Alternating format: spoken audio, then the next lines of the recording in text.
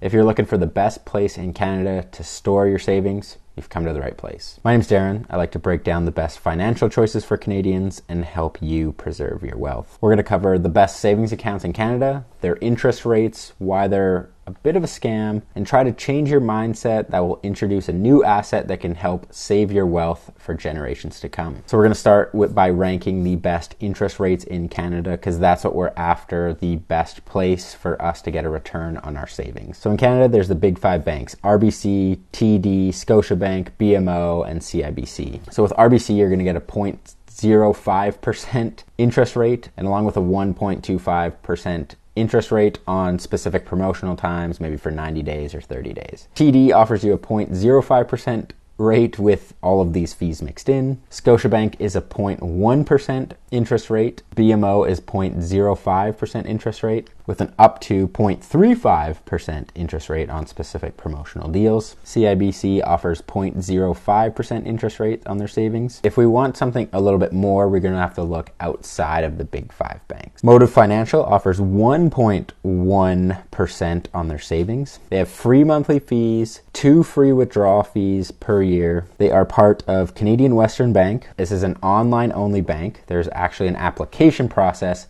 for this specific savings account, so you can't just sign up and get started right away. You're going to have to wait for this application to get approved. The next is eqbank. They offer 1.25% interest rate, and this is what you're going to make per year. It is part of Equitable Bank. This is their online-only version, and that interest rate is good all the time, 1.25 without any promotions. They have no monthly fees, no fees on any of their transfers, so it's a very good choice. That is the best interest rate you're going to find in Canada currently.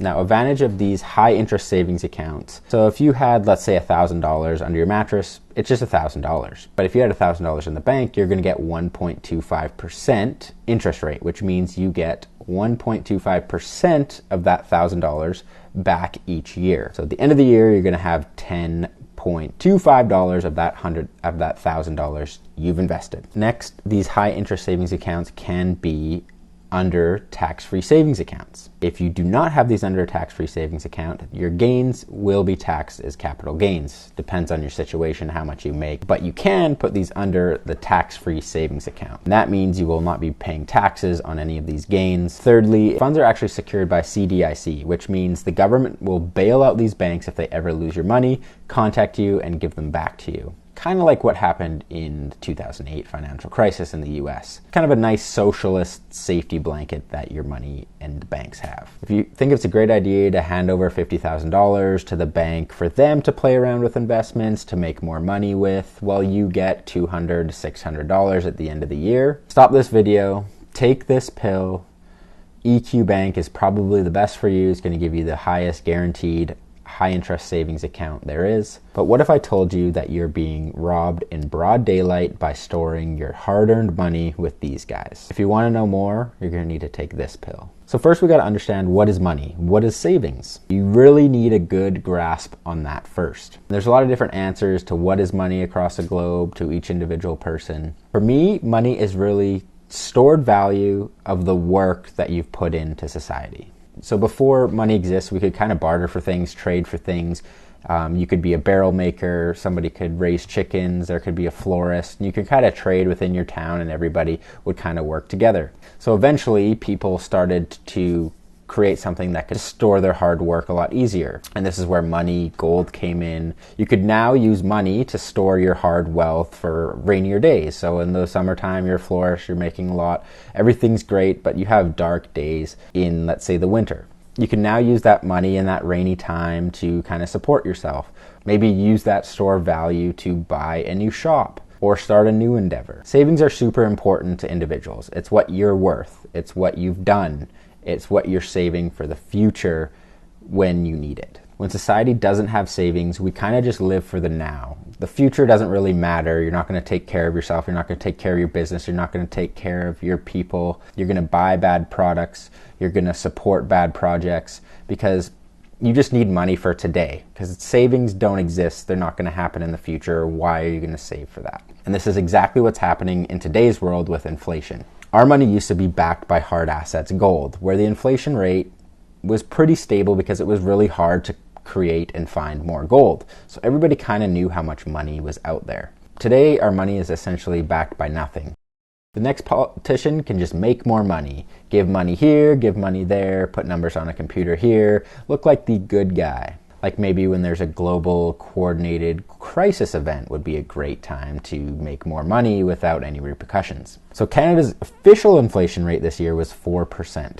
So that means if you invested that $50,000 into, let's say, eqbank, that $50,000 is now worth $48,000 in purchasing power. Yes, on your eqbank, it still says $50,000, but your real life purchasing power just went down 4%.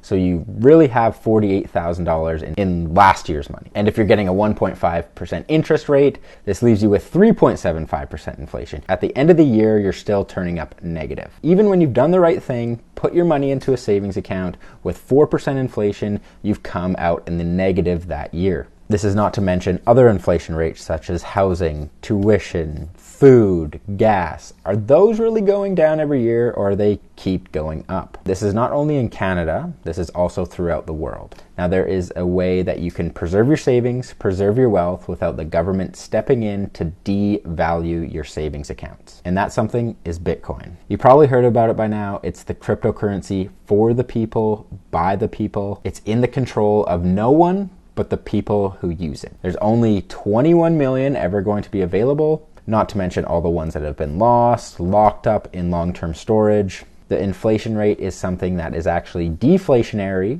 each year. On average, Bitcoin goes up about 1 to 200% per year on the dollar when you look at a long enough time frame. You can personally hold it and purchase it 24/7, 365, sell it 24/7, 365 back to Canadian dollars when you need to. Countries own it, people own it, celebrities own it, ETFs are being built on it, companies own it. It's one of the largest assets in the world with over $1 trillion invested into it. It's one of the reasons why it is so valuable today. It helps protect your wealth from the current government counterfeiting scheme that is taking away your hard-earned savings. Now, if you want to dig deeper into Bitcoin, what it is, I have videos on my channel on how to store Bitcoin, how to buy Bitcoin, and how to use it. Now, unfortunately, I'm not a financial advisor. None of this is financial advice. I don't have a piece of paper from a government-created institution that allows me to tell you how to spend and trade your money, in which the government told us how to do. So sorry about that. You're going to have to do your own research on topics like Bitcoin. Really dive deep into this. It can help preserve your wealth. If you have any questions, just let me know, and thanks for watching.